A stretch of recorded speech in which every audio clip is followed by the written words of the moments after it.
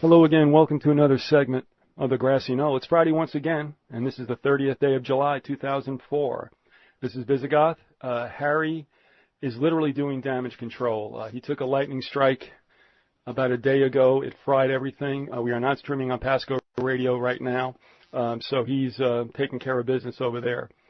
We do have Thought Criminal with us back from Texas, that's where our guest is from also, down that way. With us in the first hour is author Gaylon Ross, who will tell us all about the Council of Foreign Relations, the Bilderbergers, the Trilateral Commission. I mean, folks, forget about Republicans and Democrats. These are the ones that shape the governments of all nations. This is your shadow government, or they are your shadow governments. And now to our guest, Gaylon Ross. As a brief bio, Gaylon served as a first lieutenant in the Army Security Agency, which is a branch of the NSA, or the National Security Agency. His military training was in the field of crypto analysis, and he served as a company commander with an intelligence unit on the Demilitarized Zone, the DMZ, in Chorwon Valley of South Korea, and that was from 1956 to 1957. After leaving active duty, he began his career in the petroleum industry, which lasted well over 20 years. The past 17 years, however, he has served as an international management consultant, working in not only the States, but in Japan and Mexico, Canada, England, and Iran. He has written extremely interesting books, Who's Who of the Elite and The Elite Serial Killers of Lincoln, JFK, RFK, and MLK. Currently, he's working on his third book, and now we want to welcome him to the Grassy Knoll. Hello, Gaylon. Thank you for being with us. It's a pleasure to be with you. Why don't, if you don't mind, let's go with the group that's the oldest of at least the three that I mentioned, and that's the Council on Foreign Relations. Can you take that back to England and its birth? Well, the Council of Foreign Relations really originated back when the round tables were founded over in South Africa, with the headquarters in Oxford, England. Every nation in the world has a round table. The round table in the United States just happens to be called the Council on Foreign Relations. The round table in England is called the Royal Institute of International Affairs. The one in Canada is the Canadian Institute of International Affairs. The one in Chile is the Chile Council on Foreign Relations. The one in China is the Republic of China Council on Foreign Relations. So they're all round tables that were formed back a couple hundred years ago.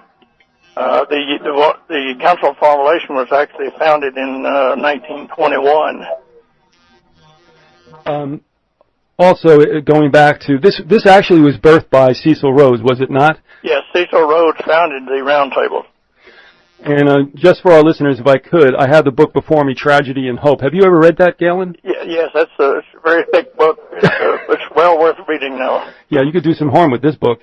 Yes. It was written by Dr. Carroll Quigley, who was a professor of Bill Clinton's in Georgetown. Yes. And he wrote the history. Actually, Tragedy and Hope is like a global history, but he also wasn't shy about talking about this plan that Cecil Rhodes has. And it's also, Gaylon, in another book called what? The Anglo-American Establishment, I believe. Well, the American Establishment was written by Tony Sutton. Yes, that's true, but that's right. But Quigley wrote one called The Anglo-American Establishment. Okay. All right, that's a different book. Right. And by the way, that book you mentioned and many of Sutton's are on your website, are they not? Yes. And by the way, that website is www.4rie.com. So if people, while they're listening, would like to look that up, you'll see exactly where we're going with this interview. But just out of this, on page 131 of Quigley's book, some of the names that were involved in the beginning, and that was Arnold Toynbee, Lord Milner, Arthur Glazenbrook, Sir Henry Brickenough, Lord Grey, Lord Esher, Lord Balfour, and let's see who else we have, William Stead, and and not to be left out, Lord Rothschild. So that was a pretty heavy-duty group that started that roundtable over in Great Britain, was it not? That's correct. And the Rothschilds helped fund the round table. Right. So we're looking at the Council on Foreign Relations, established in 1921, is that? Yeah, 1921, and it's made up of, the members are U.S. citizens only. and they started off in New York City, and later expanded to Washington, and then today there's a committee, they call it, in most of the major cities in the United States. What I did was, we used to be able to look for certain members on the website, CFR.org, and then they changed it, and it was very difficult to find anybody on it. So what I did was, I wrote them and asked for a roster, their latest roster of memberships, and it's up on my website. But isn't it interesting that we have on in that organization both Republicans, Democrats, military heads, business people, and also a lot of media luminaries like Brokaw and Diane Sawyer and Ed Bradley. What do you make of that? Yeah, almost all of the anchors of the major networks are members of the Council of Foreign Relations. Dan Rather, Gary Cutley, Barbara Walters, Diane Sawyer, just on and on. Frank Cesno, Paula Zahn. But now, what do you make? You know what I thought was interesting, by the way, and that is that both Ken Starr and Clinton are in the CFR. So, I mean, how much could you make of the supposed enmity between the both if they're in the same organization? Well, there may be infighting amongst members, but they always stay in line with the Council of Foreign Relations. For example, that there's a bylaw that says they're not allowed to mention anything at all about the Council of Foreign Relations. That's right.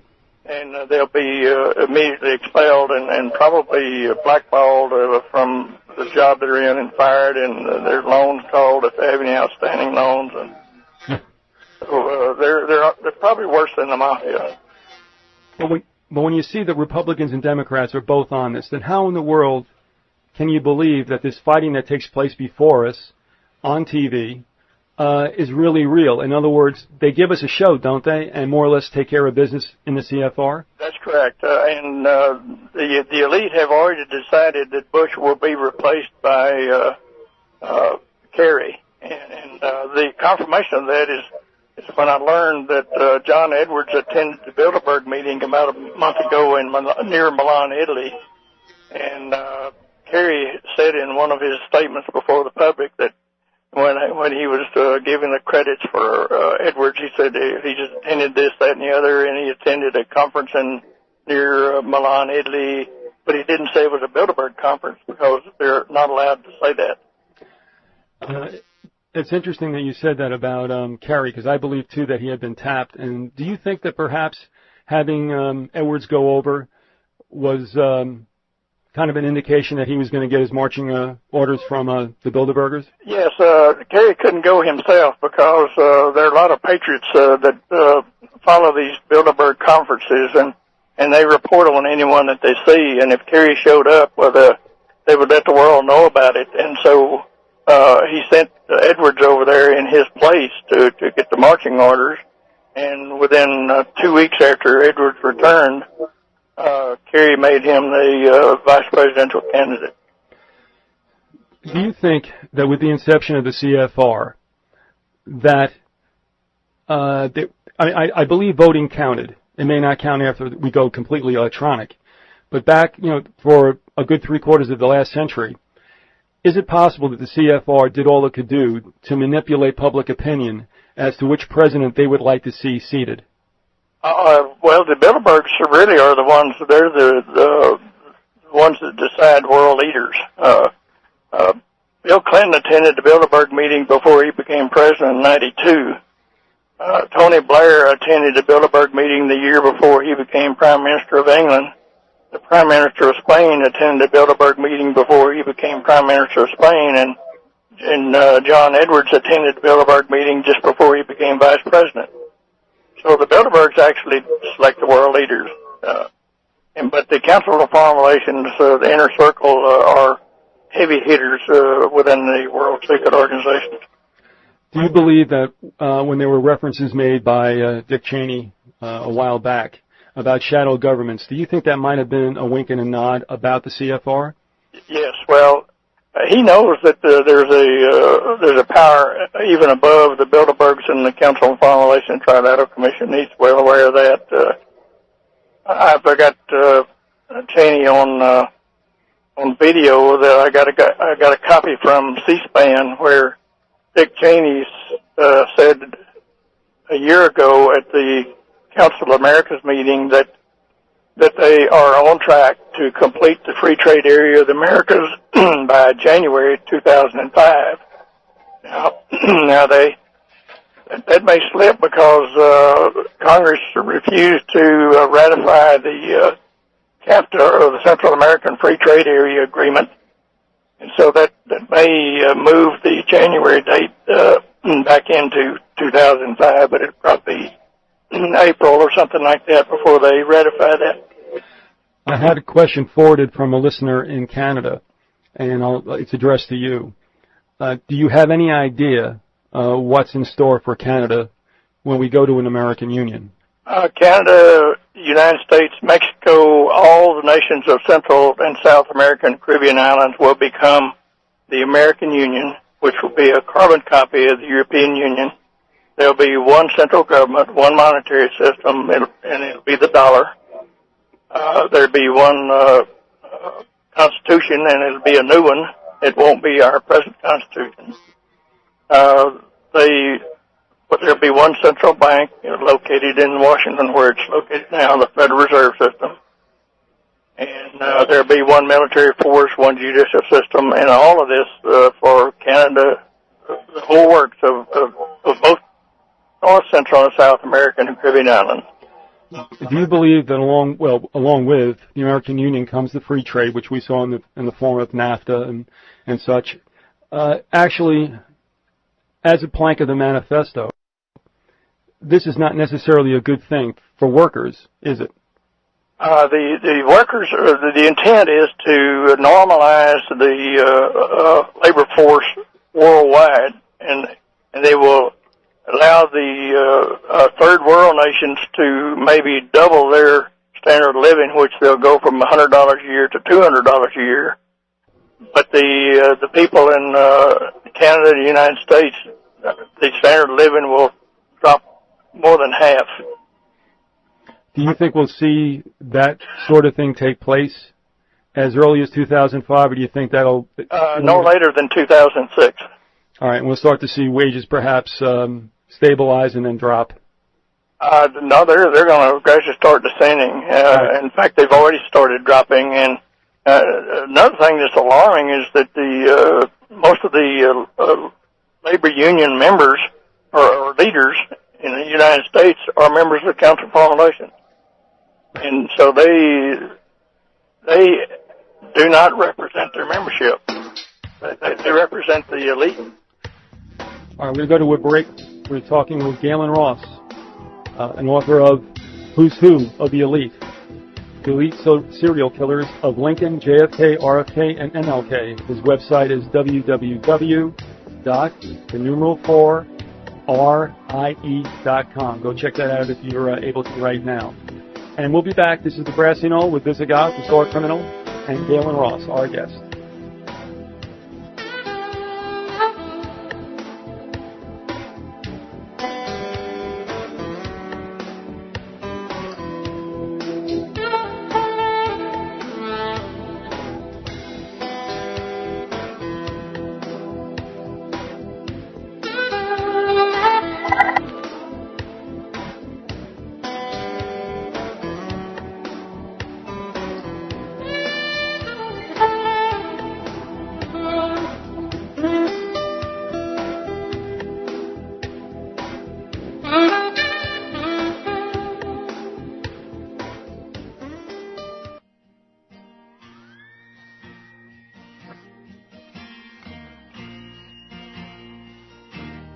Well, now, Texas, I'm just a little lost, fading down.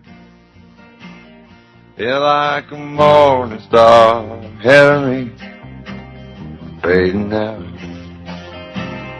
But if I make it to the border of that Rio Grande, Guess I can make it for one last sunset across the prairie.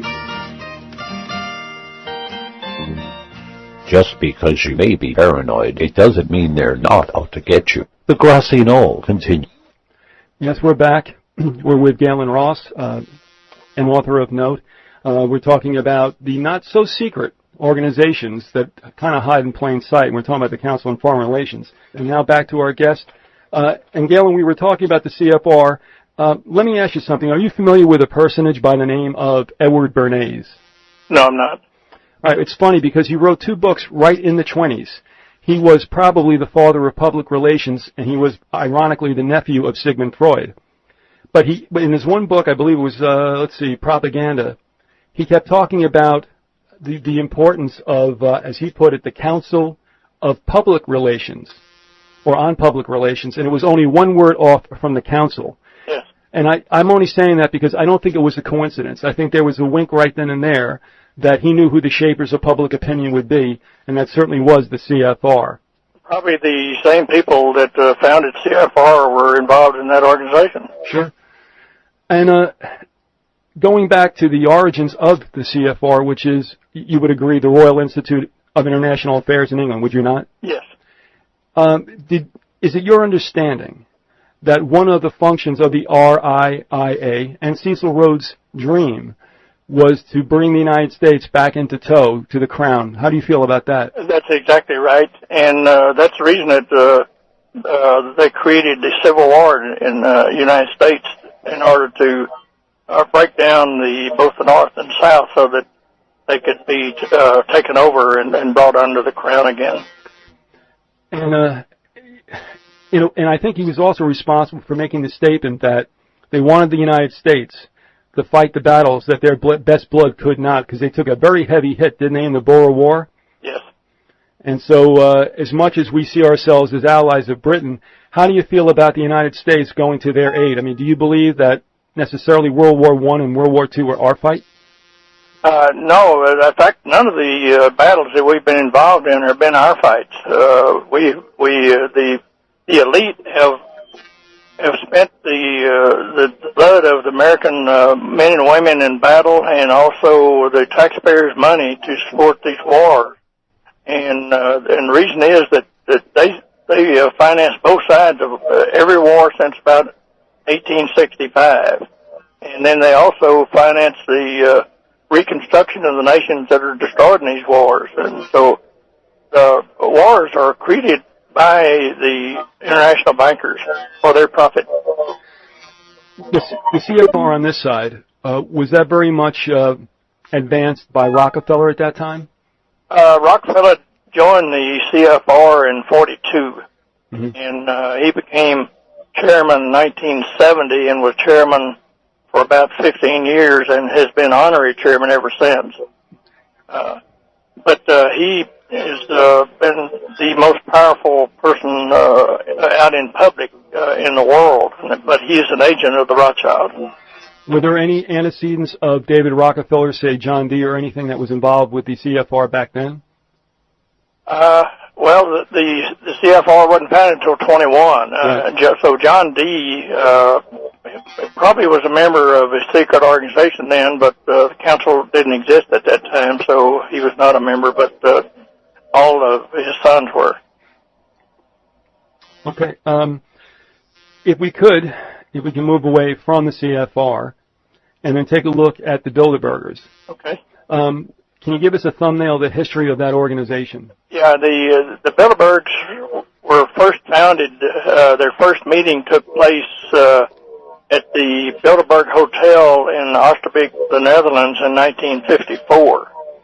And ever since, they have retained the name of that hotel in the name of their group, and they call it the Bilderberg Conference.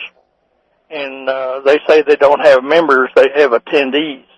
However, there is a controlling group of the Bilderbergs that are lifelong members. David Rockefeller has attended every Bilderberg meeting since 1954, and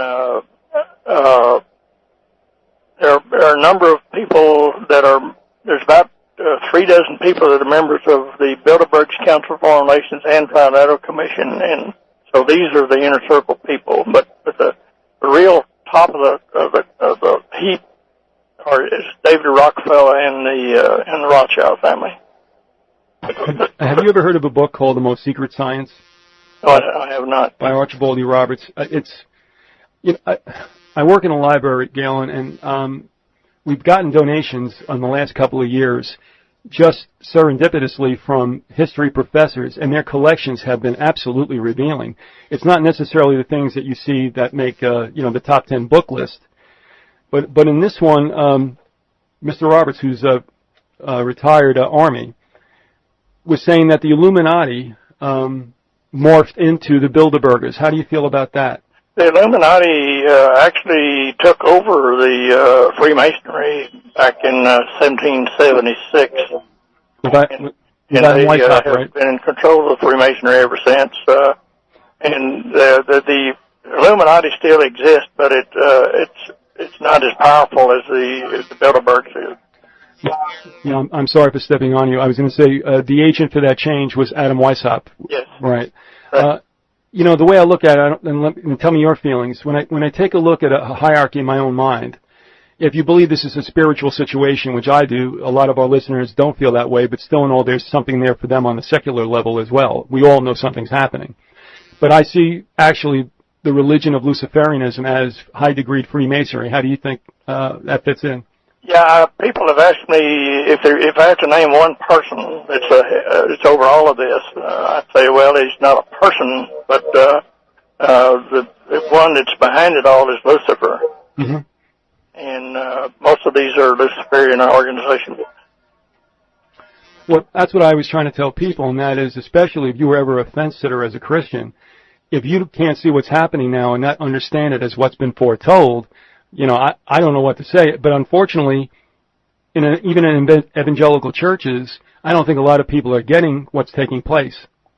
Well, the elite are trying their best to change all the churches and make them a Unitarian group, all one. And in fact, they've in the revisionist changes to the Bible.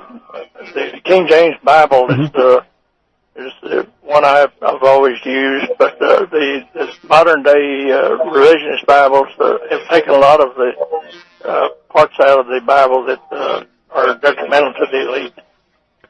I'm reading from Mr. Roberts' book. He says they are no longer called the Illuminati, but the Bilderberger family. Yet they still retain their aura of mystery and attempt to present a general air of philanthropy. The United Nations is their vehicle for cosmopolitanism. Their members may be found among the CFR and the Rockefeller baby, the Trilateral Commission.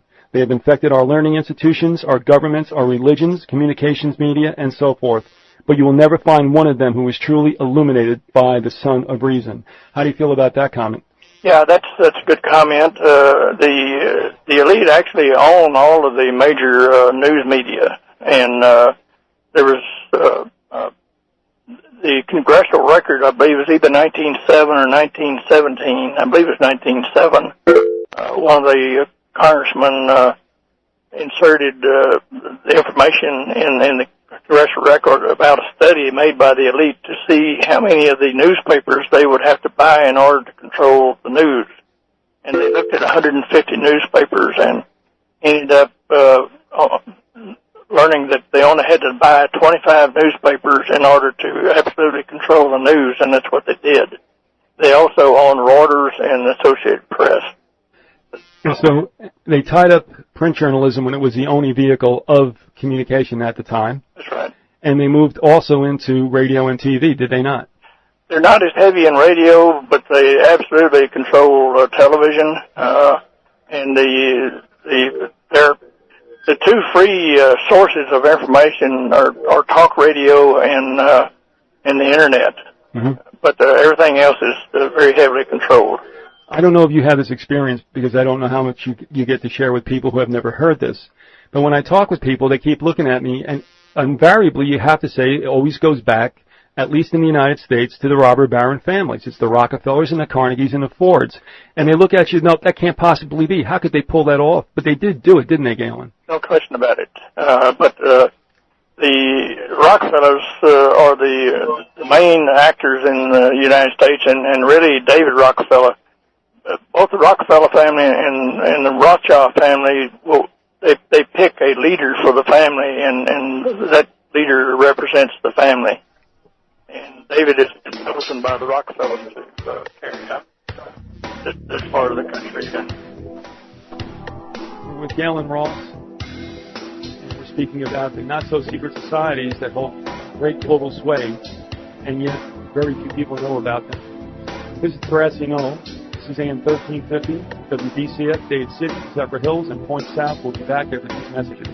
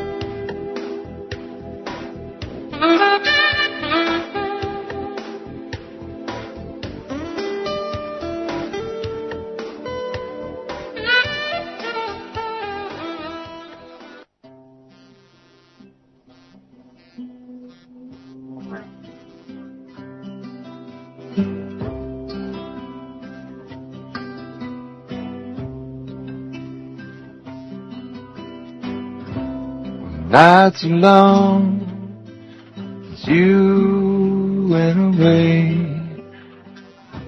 I think of you all through the lonely days. My buddy, nobody's quite so true. Miss your voice. The following program contains the truth and is void where prohibited text or otherwise restricted by law. Parental guidance suggested. We're back at the Grassy Knoll. Our guest is Gaylon Ross. He is the author of The Who's Who of the Elite and the Elite Serial Killers of Lincoln, JFK, RFK, and MLK. And can we do some ordering information and give some people some contact numbers or websites where they might be able to see what you're about and what your works are? Well, yeah, my website is www.4rie.com. That's 4rie.com. And they can also call my toll-free number, which is 800-410-5571. That's 800-410-5571. Either way, either the toll-free number or the website. Can you share with us, and that's if you wish, with what the contents of the third book is going to be about? The title of it is The Elite, Don't Dare Let Us Tell the People, and I really can't go into it yet. Okay. All right. When do you think that might be available? Probably in September, October at the very latest. Going back to the Bilderbergers and their inception. Before we do that, a lot of people are not aware of the fact that the African Union has been founded. On July the 11th, 2000, the 53 nations of Africa created the African Union with one peacekeeping force, one central bank, one monetary system, and one court of justice, carbon copy of the European Union. And if you don't believe it, do a web search on the African Union, and you'll find out yourself. That I didn't know. That's interesting. And CAFTA, actually, the Central American Free Trade Area agreement was signed by the Central American countries on December 17th, 2003. And then on May of 2004, Bush signed the agreement, but the Senate has not ratified it. They actually went into recess without signing it. So he was not able to get that approved before they went into recess. And isn't it interesting that these developments happen without the least bit of a squeak on mainstream news? Yeah, almost no one knows about the African Union, and I just stumbled across it. I just said, I wonder what they're doing in Africa, and then so I started putting in keywords like Union of Africa and African Union. All of a sudden, it popped up. Well, that union or federated idea also is an extension of Cecil Rhodes, is it not?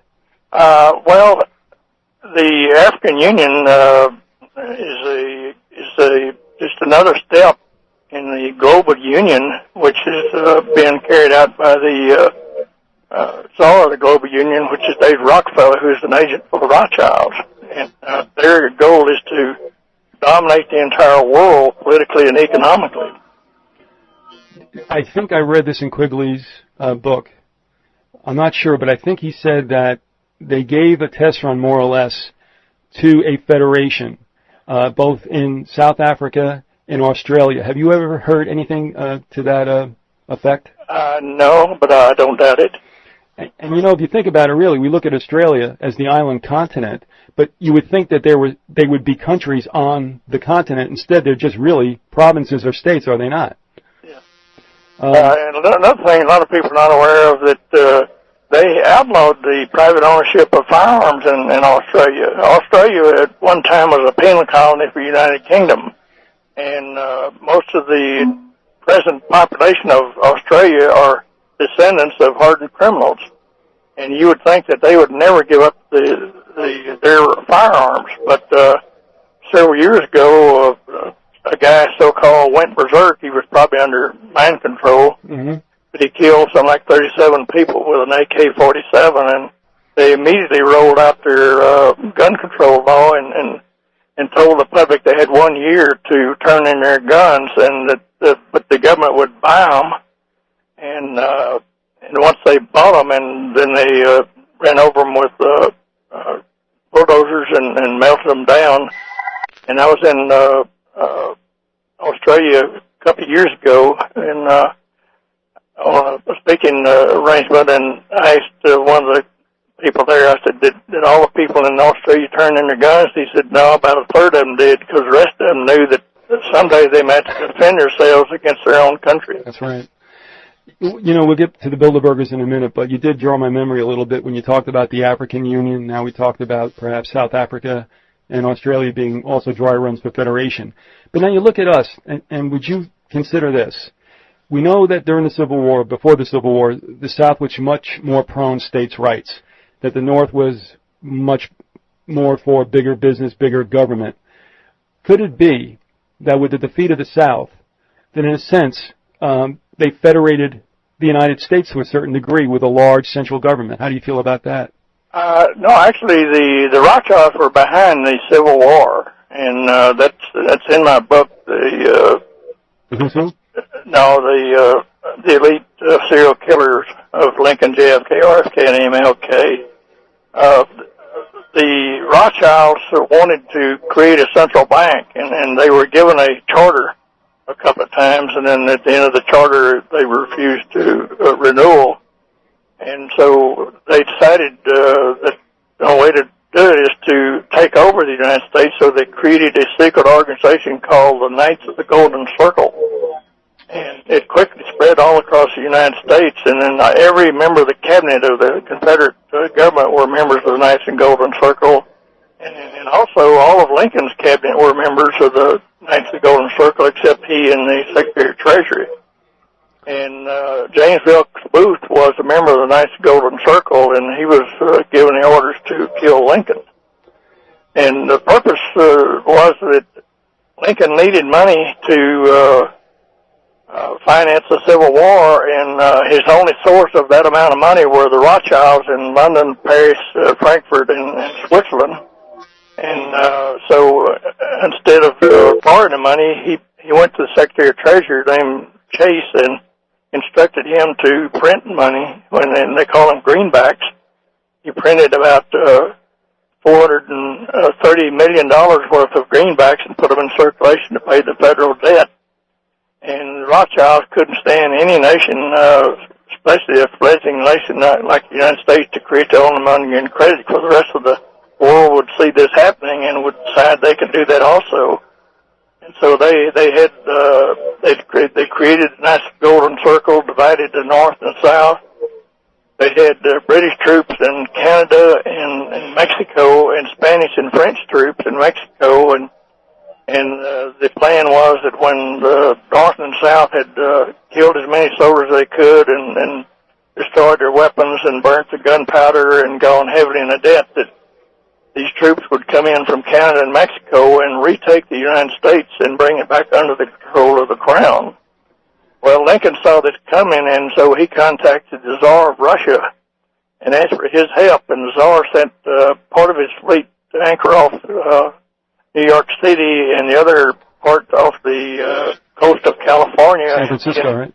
And he informed the British, French, and Spanish that if their troops crossed the border in the United States, that Russia was going to take the side of the North and do battle.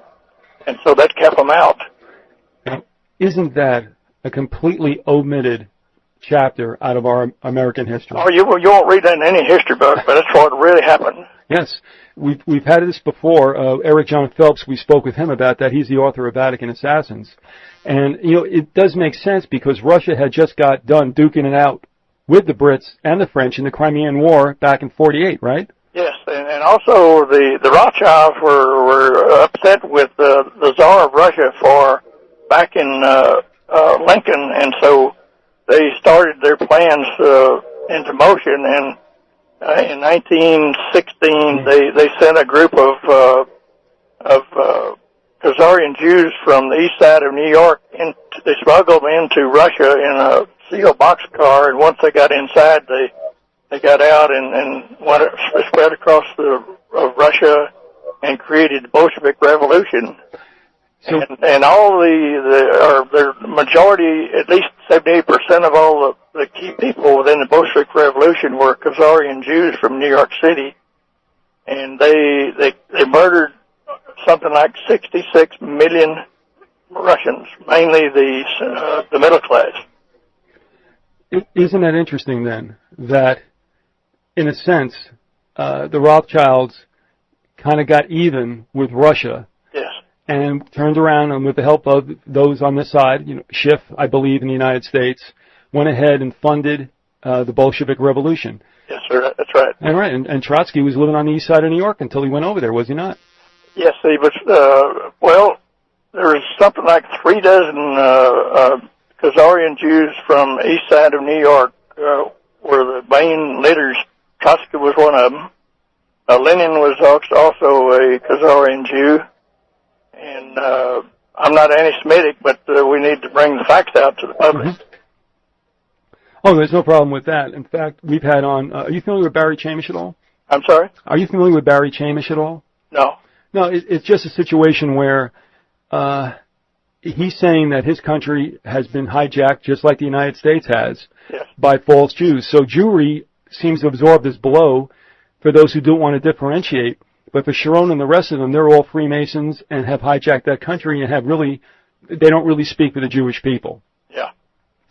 All right, we're with Gaylon Ross, author of The Who's Who. Let me get that straight, Gaylon, get from you. Who's Who of the Elite and the Elite Serial Killers of Lincoln, JFK, RFK, and MLK. You're listening to AM 1350 WDCF. This is the Grassy Knoll, and we'll be back after these messages.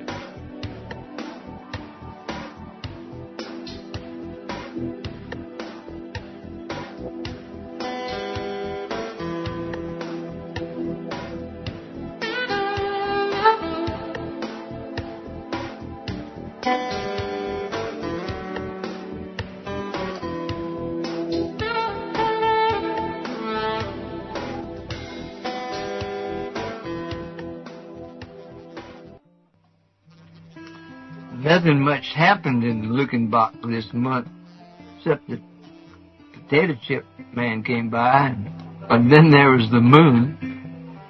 We try to tell folks who come here to look at our town what a big, mean moon we have, but nobody will believe it. Last night it showed a the greatest ever. It just hung there, daring you to look at it, making silhouettes into things, and things came alive. It even shined plumb to the bottom of the canyon, under bluffs, and plopped dark donuts around the bottom of the trees on top of the mountain. It's the kind of moon that makes haunted houses uglier and ugly girls prettier. Little old animals see farther and feel closer together. Brave weeds rose up to look around for lawnmowers. We're back at the Grassy Knoll, and I don't know if you noticed it or not. I was trying to be cute, Gaylon. These three choices I played for bumper music coming back in all have to do with Texas. Have you ever been to Looking Back? Yes, I have. You just heard their little poetry from the unofficial mayor of Looking Back, the late Hondo Crouch. Oh, yeah, okay. All right, and that's off Jerry Jeff Walker's live albums. We got a live one here. Yeah. All right, getting back to a group that we did not speak about, could we move toward the Trilateral Commission? Yeah, the Trilateral Commission was back in '72. David Rockefeller looked over the situation in the world, and he could see that the 15 largest banks in the entire world were located in Japan. And so he formed a group called the Trilateral Commission, which was made up of the elite of Japan, United States and Canada, and Western Europe, all in this group called the Trilateral Commission. And they meet once a year, and there's something like 300 members at any one time. And Dave Rockefeller founded that in 1973 and was chairman for a number of years and is honorary chairman ever since. The Rockefellers strike again, don't they? That's right. Dave Rockefeller is a very active person, and all the movers and shakers within all governments know that he is the lieutenant of the Rothschilds, and so they bow down to Dave Rockefeller. I have another question. We've got, let's see, regarding the trilaterals. Do you know of any of them in particular that are Canadian? Are the Bronfmans in that situation? Yes, the Canadians are involved in the Trilateral Commission, and also in the Bilderberg. So did you answer yes, that in fact yes. The Bronfmans are involved in that? Okay. Yes. All right. There's another question that has been asked. It's we'll pose it to you later on because it's a little bit away from what we're doing here. But you know, I'll have to tell you, when Jimmy Carter came on the scene, I thought he was a breath of fresh air. You know, we had that debacle with Nixon's resignation, and then two unelected officials in the highest positions of government, when we had Ford as president and Rockefeller as vice president.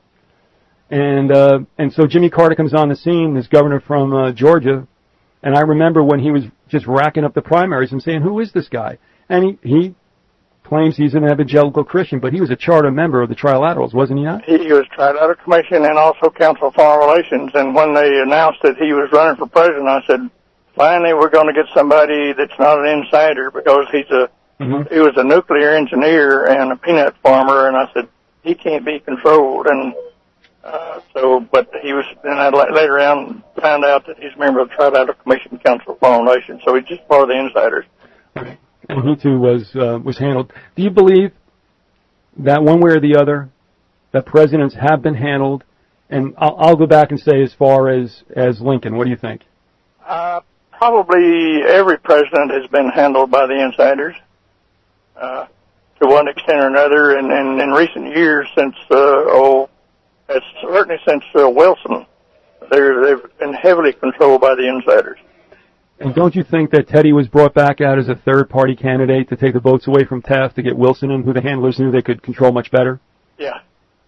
Also, in our library, there is correspondence between Lord Milner and Wilson, and it is fascinating, Gaylon, how Milner, actually it was between Colonel Edward Mandell House and Milner. That was with the correspondence, but, of course, it had to do with World War I and Wilson. And, I mean, when you look at what's taking place, I mean, Milner played House, and I don't think he needed too much help, like a record player to get them to get the United States into World War I. That's right, and House actually controlled Wilson. Oh, yeah, he's like a familiar spirit, and yet you can't find a trace of him either in our history books. That's right. So I will ask you this, if we can slide up to 9/11 in the time that we have. The questioner posed this. He said, if they needed 9/11, meaning the global elites, to get Afghanistan's opium and Iraq's oil, what will they need to do to get Canada's water? Now, are you familiar with that situation at all? I'm not familiar with the Canadian water situation. I know that we probably will need it, but we shouldn't invade Canada to take control of it. Yeah, do you agree though that in this sustainable development, this fake shortage of everything, that we're going to see a problem not only with oil but energy, food, and water? Actually, the petroleum supply peaked in the year 2000. Some say it will be 2008, but I think that all the oil companies have overstated their reserves, and in reality that the world supply of oil peaked in 2000 and will be in a constant decline until it reaches zero. And so that's going to cause a massive worldwide problem, both for energy and in terms of inflation. I'm talking with Gaylon Ross. His website is www.4rie.com. He has written Who's Who of the Elite and the Elite Serial Killers of Lincoln, JFK, RFK, and MLK. Do you have any more ordering information that you can share with the people? I'd just say that if you're interested in finding out more about what's going on currently, to check out my website, and then that there's also an opportunity while they're there to check out the books that I carry, and they can order them from the website, or they can order by calling my toll-free number. I'm going to take a guess when I saw the offerings that you do have up on the website, and I noticed a number of Anthony C. Sutton's books. I'm a fan. Were you a fan, can I say that, of his work? Tony was a very dear friend of mine. In fact, when he was had published the hard copy of the last book, which is but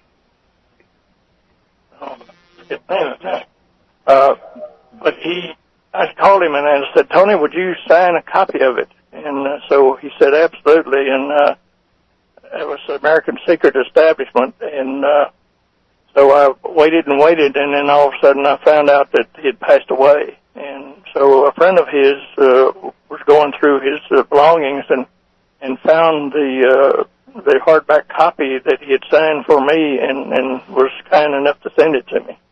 And that was very, very kind of him to do that. But Tony was a brilliant person. He wrote a number of books, and he was always right exactly on course. He was dead center on the target of everything he ever found produced.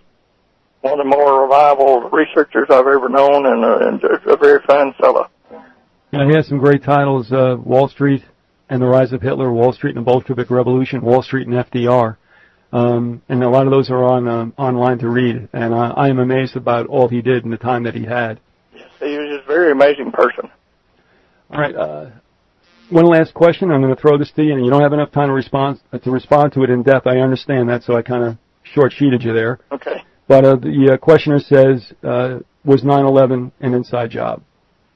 We don't have absolute evidence that the elite were involved, but we do have absolute evidence that they used the 911 to create the new Patriot Act, and they'll come out with Patriot 2, and the purpose is to start gradually taking our civil rights away from us. I would share this with you. I believe it in all my heart to be reliable, but a listener who's worked for a firm that had dealings with Rand Corporation heard certain principals in that group openly speak about how they had written Homeland Security in the 90s. I don't doubt that. We don't doubt that. We know for a fact, though, that our Congress isn't writing that in 10 days. That's right. Okay. And they create called enemy combatants that they'll arrest you and call you an enemy combatant, and it makes you out under the Constitution and Bill of Rights. Exactly. And we know that they're all ready for civil internees and camps and everything else, but Gaylon, we want to thank you for coming on. It's been my pleasure. It's been our pleasure, and believe me, and I know you're very... Well, we're back. I will tell you, we were supposed to have Bob Chapman on. That didn't happen. I did get an email from Bob because he cannot phone me or anyone else for that matter. The phone service in Mexico went dead. And I tell you, of all the people I've had on, it's always been roughest with Bob. That's a lot of phone problems there, and today was one of them. We'll try to get him on as soon as possible. You've been listening to Robert Gaylon Ross's show from July 2004. I want to mention a couple of things. He said that Kerry would win, that Edwards had visited the Bilderbergs. That is true.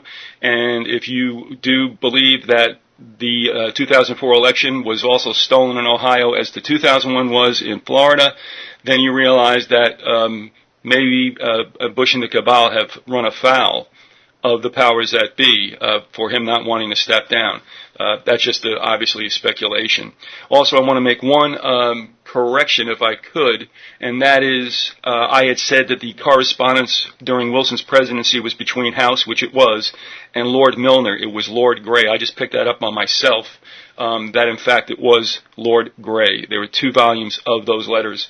Also, if you could hear in the background what we used to call the Romulan whine, with all the feedback that there was in the board in the days when we were doing shows at DCF and ZHR, which were sold officially yesterday, so we're never going back anyway, although they did do some improvements. Those days are done, and I'm where I belong, I think, anyway. So, at any rate, folks, I tell you what, thanks for being with us. We will be back Monday, hopefully, with Ms. Kleiman to talk about corruption and U.S. Customs. Have a good weekend. Thank you for listening. Bye-bye.